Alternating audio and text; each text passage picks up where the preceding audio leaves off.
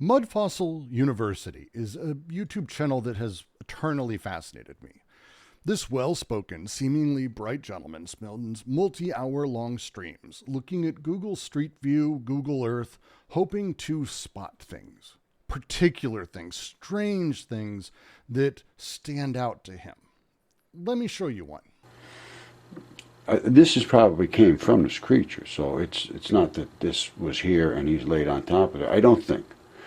But this is more where it's sort of decaying. But it's not much decay. There's his throat right here. It's only right there. It's just, I mean, you're talking almost nothing. And that is the color of blood. I've sure everybody that does the mud fossils understands that's what happens when you blood leaches from something. And you can see it's draining out here all over. See? That could go all the way down there. I have no clue. But I think I've shown enough here to make a strong case for the fact that this is a dragon, and virtually everything they said about him is true. It's a thing that seems easy to laugh at, I'm sure. It's clearly absurd, right? The world was not and has never been populated with dragons. The idea they were the size of entire countries or continents is a bit of a leap. He's an extreme form of something, though, that is far more common. This is the Devil's Tower in Wyoming. It's amazing to see in person. It's the result of very unique ecological, geological, cosmological, and all the other types of things that we can't even imagine coming together in one unique moment. Well, one unique moment on a cosmic scale.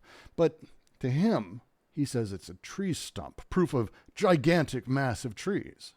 Well, you laugh.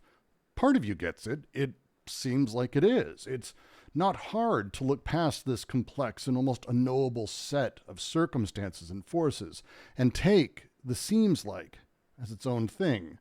The way it's organized just seems like a tree stump.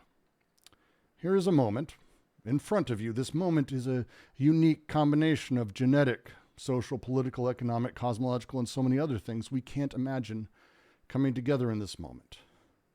A moment on the cosmic scale. And I say, I wanted to make this video. You say you wanted to watch it.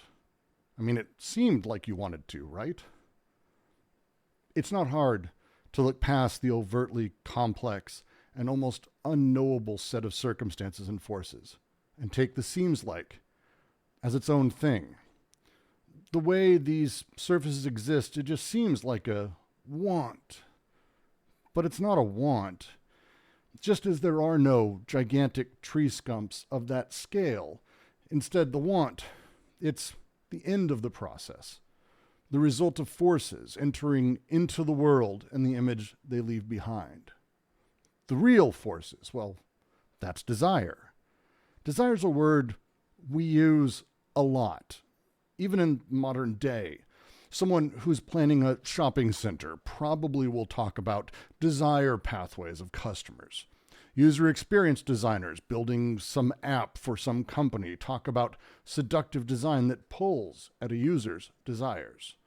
Desire's one of those things built into so many disciplines and spoken about so very often that we forget that its complex forces are at work and that it's interplaying with so many factors.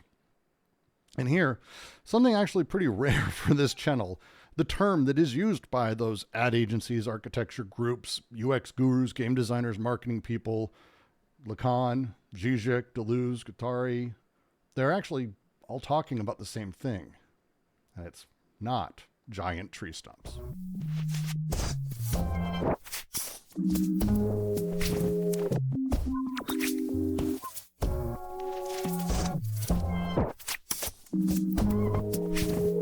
First, the good news. You're in good company with your giant tree stump.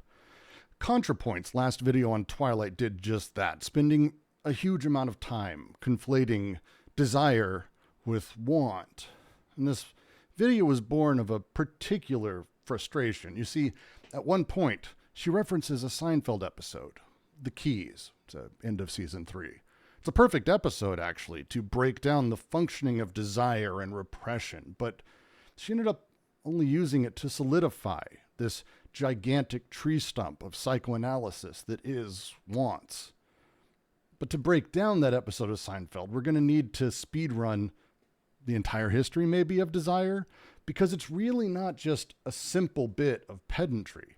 It's actually a really, really complicated bit of pedantry. So with that, I'm going to give my caveats, as I always do. This is not an exhaustive video. It is not total, and it is not everything. I am here to oversimplify things. That's how this works. So watch for names I mention. Go read them if you think it's interesting, because every single one of them, even the ones I seem to hate, are interesting. So as we go back in time, we're going to stop here, because this is, for me, really where our modern conception of desire begins. So bear with me, this really isn't simple.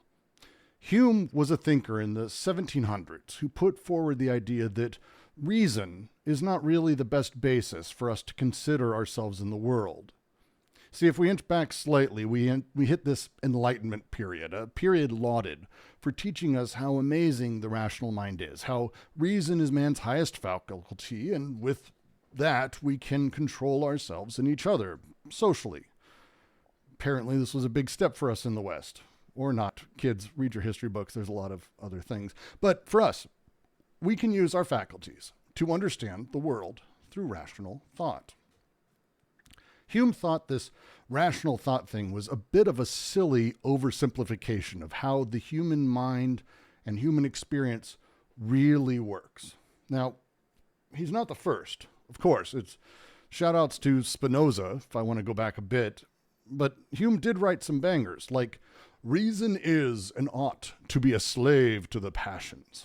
See, for Hume, things happen to you, and that moment of impact leaves an impression somewhere deep in you, on your soul, as he put it. Either the impression is felt bodily, like burning your hand on a hot pan handle, or it's an impression felt reflectively, as you realize the pan was supposed to be covered in a silicone handle and is broken in some way. 'Tis certain that the mind in its perceptions must begin somewhere, that since the impressions precede their correspondent ideas, there must be some impressions which, without any introduction, make their appearance in the soul. As these depend upon natural and physical causes, the examination of them would lead me too far from my present subject into the sciences of anatomy and natural philosophy. Bodily pains and pleasures are the source of many passions, both when felt and considered by the mind, but arise originally in the soul or in the body, whichever you please to call it, without any preceding thought or perception. A fit of the gout produces a long train of passions, as grief, hope, fear, but it is not derived immediately from any affection or idea. It's this second type of moment that yields passions, what I see as coming to be understood as desire. Hume figured out why people make giant tree stumps. It's because the passions, well, they're not really a thing we can rationally describe or talk about. At best, they're vibes that we can gesture at. Maybe. Poets are good at it, as he says. These passions come together and they become reasons. We build reasons out of them from what we can assign meaning to in one way or another reflectively. Thus, a man who, by any injury from another, is very much discomposed and ruffled in his temper, is apt to find 100 subjects of discontent, impatience, fear, and other uneasy passions, especially if he can discover these subjects in or near the person who was the cause of his first passion. Those principles which forward the transition of ideas here concur with those which operate on the passions, and both uniting in one action, bestow on the mind a double impulse. This new passion, therefore, must arise with so much greater violence, and the transition to it must be rendered so much more easy and natural. This interaction Hume lays out here stands in stark contrast to this idea of a perfect reason, a magical faculty that is its own start and ending, fully self-contained, unimpacted by the world, yet wholly impacting the world as it acts.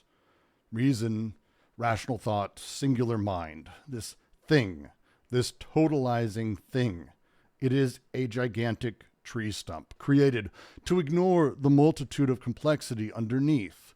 Hume made major impacts on the world. It wouldn't be long for one avid reader of Hume who would write the following notes. As some impressions from Hume become conscious, so may some ideas, i.e. habits, which must require idea to order muscles to do the actions. I suspect the endless round of doubts and skepticism might be solved by considering the origin of reason as gradually developed. The man who wrote this, Charles Darwin, began by studying geology and collecting fossils. He actually spent most of his time studying really unique geological formations and giving ideas on how they came to be. Eventually, he noticed something peculiar. Animals existed in areas that seemed to suit them. Polar bears were up north, barnacles in the sea, field mice in the field, finches on various islands. He realized the conditions of existence for these animals applied complex pressures on their growth and living and dying. Darwin would propose a theory, evolution, the idea of, at first, natural selection, which later morphed into sexual selection. This change wasn't small, and it certainly wasn't meaningless to him.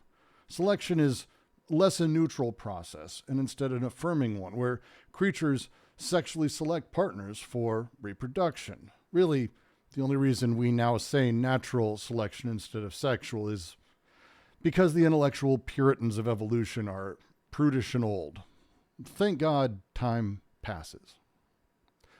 The massively complex interactions of forces that produce the world, it's simply not singular. It's just not. Even me saying sexual selection as a driving force is really uncharitable to Darwin, as Darwin himself regretted his use of a personified nature as a singular thing, which he actually called the aggregate actions and product of many laws, and by laws only the ascertained sequence of events. A hell of a deep way to put it. See, those forces at play, the ones we can only understand as we look at a particular set of events, these forces themselves are incredibly complex. They're incredibly unknowable, and there are so many of them. Another thinker would be inspired to chase these down, and he would chase down the forces directly. See, to Nietzsche, these forces, well, they're desperate, but one had one thing that united all of them. They were all moving to overcome. See, it's not simply survival. Survival's the image of the thing, the result of overcoming adversity. Nietzsche's will to power was a bit about this and about this force, a force that overcomes resistance, overcomes repression, a force to overcome, a countervailing force to entropy. You might say the force of life itself. Now, for Nietzsche, the will to power was an internal self-mastery, the will, that could recognize the complexities of that force, power, utilize it to overcome resistance through intellectual processes. Of course, it's not difficult to see how one might take all this, even after all the explication of how the complexity shouldn't be oversimplified or personified, as a claim that these forces are actually directed at whole objects. That would be easy to believe if you really, really wanted to. You just condense it a bit. Think of it as a YouTube version of all this, of that. The will to power seems to be about controlling and properly using instinctive forces. Sexual instinct seems to be aiming at pleasure itself. You are maybe the product of these as one moves through the other. The it, or as we in the West like to say, the id, this thing that produces only pleasure and wants pleasure, this pure instinct. And the superego, the libidinal energy coming from one, shaped by the other. Out comes the ego. Because of this, your wants for pleasure are mediated by the world and surface into it through you. Thanks to Freud and the countless ways he impacted our culture, people are quite happy to talk about wants and wishes conflated with the complex forces all underneath all of it. So where's the tree stump here? Did you notice it? You should have. I mean, it's you. More specifically, the tree stump is this idea of you. Everyone else here so far that I've brought up was trying to dig deeper towards this multitude of things happening, this complexity, the processes that sort of work together, to emergently work together, that produce us, the world we're in, all of this, but not Freud. He started and presumed this whole person, and he worked backwards from there. This means all of those forces, well, they must be your wants. All that complexity is now personified, made yours, singular. Lucky for us, lots of things translate poorly. Freud did much of this when he wrote the word Wunsch. In English, this is just wish or want, but in French, it's been translated specifically as desire.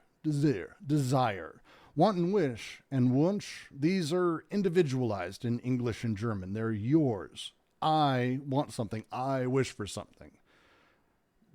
It's singular. But in French, désir more matches desires or passions, and it emphasizes specifically this complex plurality. The guy who did this, well, his name's Jacques Lacan. Sometimes you might even spot him in the wild dressed as a homeless drifter named Slavoj Žižek. I'm not going to pretend I'm going to come close to giving a synopsis of anything Lacan said. He simply was brilliant, but difficult.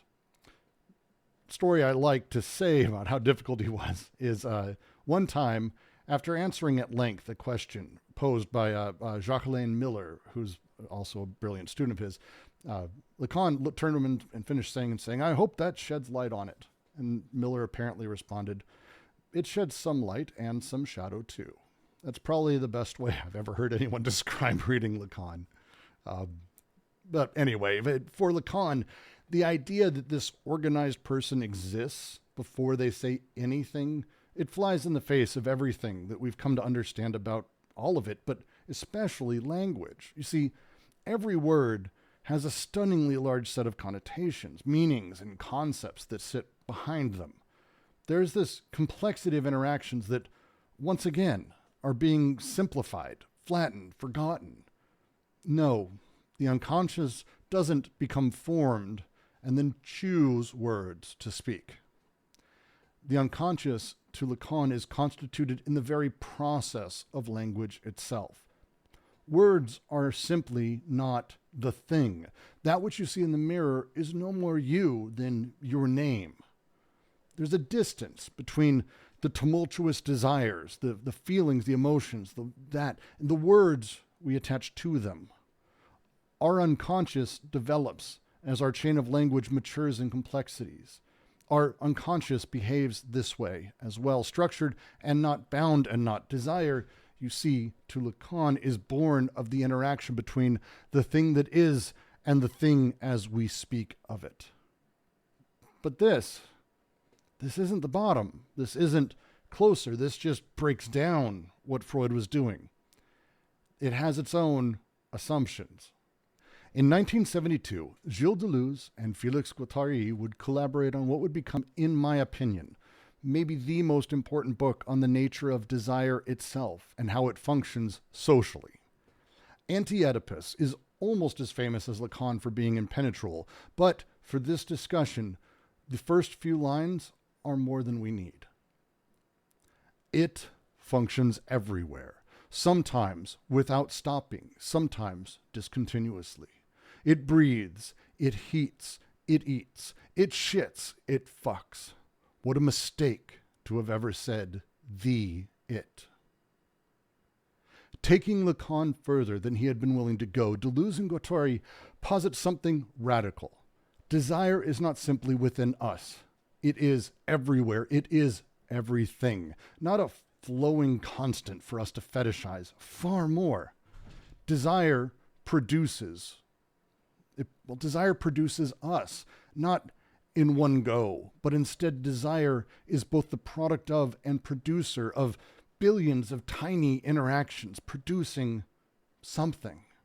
A newborn is experiencing a shock to the system as every possible way of connecting the world happens, as all of the nerves produce a cacophony of stimuli. It screams, it gasps, it screams, it gasps, as stimuli beget stimuli, every muscle in its body firing. A nipple put in its mouth has a chance to be gasped in, and it is. New stimuli, new connections in mass for that newborn. Every interaction on every connection of this organism slowly becomes focused, specific, blocked out, as it is simply constant. Those blocked out happen. You can't smell your home, and every home smells funny to you, right? Now this infant, this newborn, multiple times a day for months and months and years, at first not connecting the satisfaction of the feeding, but then more and more as mom hears crying and says, "Oh, you're hungry." Repeat this enough and those intense experiences of desire become named, shaped, known, seeming like something like I am hungry. That newborn will come to learn a complex set of sensations is simply hunger. More will get folded into it. Sensations of calmness, security, warmth, love. But among the sensations remembered, all of these become grooves recorded in us, recorded in our memory, eroding canyons in places where desire once found itself freely connecting on a flat surface, now no longer. Now grooves, catches, hooks. Desire finds itself sorting. This sensation or not, this crevice or that, this memory or that. Is this hunger? These forces sort themselves out within us. And one day we find ourselves home after a rough day of work with an empty pack of Coca-Cola Oreos. Confused and self-hating. Of course we hate ourselves for doing that. We blame ourselves. We don't have the discipline. Why didn't I eat all these Oreos? But I forget the multitude of forces are at play. It's a multitude that if we could begin to understand it, we might be able to understand how we can find power there, how we can work with it, work with these passions, these desires, this will. But this is not how repression works. By collapsing all the forces into simplistic goals, wishes, wants, the name of the thing, we create the conditions for everything inside others to be seen that way as well. Soon I'll be telling people that they should have more self-control, that their weight is because they make bad choices. I make good choices. You reinforce it in them, and I reinforce it in myself. Once you've made this move, once you've stopped desire from freely connecting, all you can do is condemn the affirmative choices of others and live in a space of wishes and wants. Now let's talk about Seinfeld. Seinfeld was a show about nothing that gathered a whole bunch of sociopaths together that interacted and dealt with the codified social order and how they could break it. At the end of season 3 of the show, we've become well acquainted with the behaviors of every member of the group, especially Kramer, the frenetic neighbor, most famous for having no personal boundaries, busting into Jerry's apartment without the slightest invitation or notice. Hey, Frank. Now, this episode, titled The Keys, opens with this happening in the most extreme ways. Jerry gets home, needs the bathroom, finds Kramer in his tub. Jerry gets up in the middle of the night, only to find Kramer in the dark, taking food. Kramer isn't processing or cognizing desire into wants. He's simply allowing himself to experience desire directly. The end of the rope? This is when Jerry gets home. He wants to have sex on his own bed, only to find Kramer may have beaten him to it. In his frustration, Jerry demands his keys back. All right, that's it. Hand them over. What? What? You know what? The keys. I want the keys. You've lost your key privileges. Oh, come on. No, come on. Kramer had been given the responsibility of holding on to Jerry's spare set of house keys in case Jerry lost his own. Kramer clearly was abusing this responsibility, thus the title of the episode. And immediately, we see results. Not only does Kramer no longer burst through the door, Who's there? Kramer. he now knocks politely, even if the door is unlocked. Desire here, it's not acting, it's non-acting. He has self-control, knocking on the door, being nice and quiet. He's unable to simply act. He is not Kramer, he is broken.